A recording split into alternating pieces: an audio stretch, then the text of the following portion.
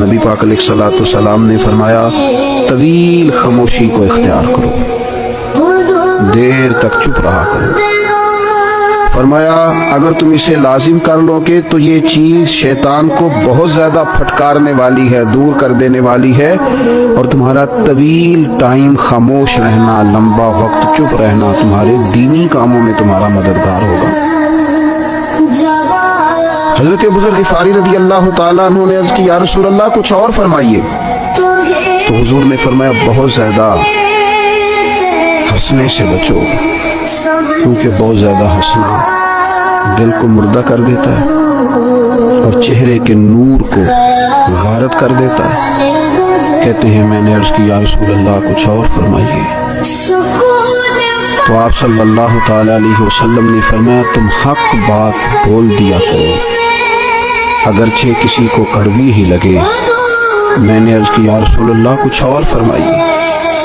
تو حضور فرمانے لگے اللہ تعالیٰ کے معاملے میں کسی ملامت کرنے والے کی پرواہ نہ کرنا، رب کی رضا کا گویا کام کرتے رہنا، اور اگر تمہیں کوئی برا کہے، تم پر کوئی تنقید کرے تو اس کی پرواہ نہ کرنا۔ میں نے عرض کی یا رسول اللہ کچھ اور فرمائیے، تو نبی پاک علیہ الصلوۃ والسلام نے فرمایا لوگوں کے عیبوں کو بیان کرنے سے اپنی زبان کو روکے رکھنا، اور ایسے عیب جو اگر تم غور کرو اور تم جانتے ہو کہ تمہارے اپنے اندر بھی موجود ہے، لوگوں کے بارے میں وہ عیب بیان کرنے سے روکنا۔ 7 وصیتیں اللہ کے محبوب علیہ السلام نے سیدنا ابو ذر غفاری کو عطا فرمائی۔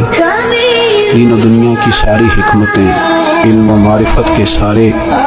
پھول محبوب پاک علیہ السلام کی ان 7 حکمتوں میں پوشیدہ ہیں۔ اگر ساری دنیا کی دانائیوں کو کھنگالا جائے، ٹٹولا جائے، اور بندہ مومن اپنی روحانی تربیت کے لیے اور راہ سلوک پر چلنے والے سالکین طریقت اپنی باطنی ترقی کے لیے ان 7 باتوں پر عمل کرے،